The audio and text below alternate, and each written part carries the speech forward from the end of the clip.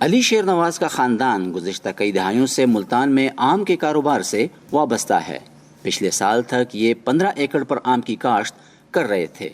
اس سال بہتر منافع کی غرض سے انہوں نے مزید 50 ایکڑ رقبہ ٹھیکے پر لیا، لیکن قدرت نے ان کا ساتھ نہیں دیا۔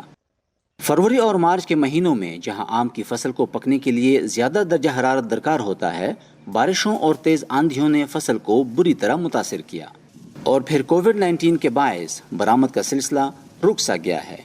علی شیر کو ڈر ہے کہ گزشتہ سال کی نسبت ان کا کاروبار 50% کم ہو سکتا ہے۔ منافع دیکھیں، اس سال فصل بہت کم ہے جی، اس سال 20% ہے فصل ٹوٹل آم کی۔ اگر اس لحاظ سے دیکھیں تو منافع کی ریشو بالکل نہیں ہے۔ اخراجات بہت زیادہ ہیں، لیبر کے اخراجات ہیں، پیکنگ کے اخراجات ہیں، کارگو مہنگی ہے، اس سال ہے بھی کم، بائی ایئر نہیں جا رہا، بائی روڈ جا رہا ہے۔ یہ سارے ایشوز ہیں سارے اس کے لیے آم کے حوالے سے۔ پاکستان میں آم کے زیادہ تر باغات صوبہ سندھ اور پنجاب میں ہیں۔ ملک میں آم کی سالانہ پیداوار تقریباً 17 لاکھ میٹرک ٹن ہے۔ گزشتہ برس 1,30,000 میٹرک ٹن آم برآمد کیا گیا تھا۔ تاہم آم کے کاروبار سے منسلک بیوپاریوں کو رواں سال شدید نقصان ہونے کا خدشہ ہے۔ فروٹ سیٹنگ کے ٹائم پہ 2 قسم کی بیماریوں کا بہت حملہ زیادہ ہو گیا، جس میں ایک مینگو ہاپر ہوتا ہے اور دوسرا بورر ہوتا ہے۔ اس وجہ سے جو آم کی کوالٹی ہے نا وہ خراب ہو گئی ہے، جو ایکسپورٹیبل آم ہے۔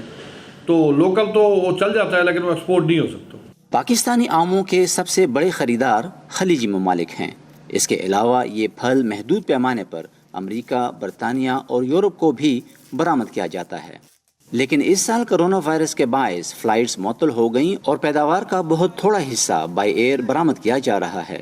افغانستان اور ایران کو آم زمینی راستے سے بھی بھیجا جاتا ہے۔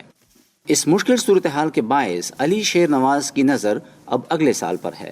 اس سال تو فصل بہت کم ہے، آگے امید ہے، آگے چانسز ہیں کہ آم کی فصل اچھی ہوگی اگلے سال۔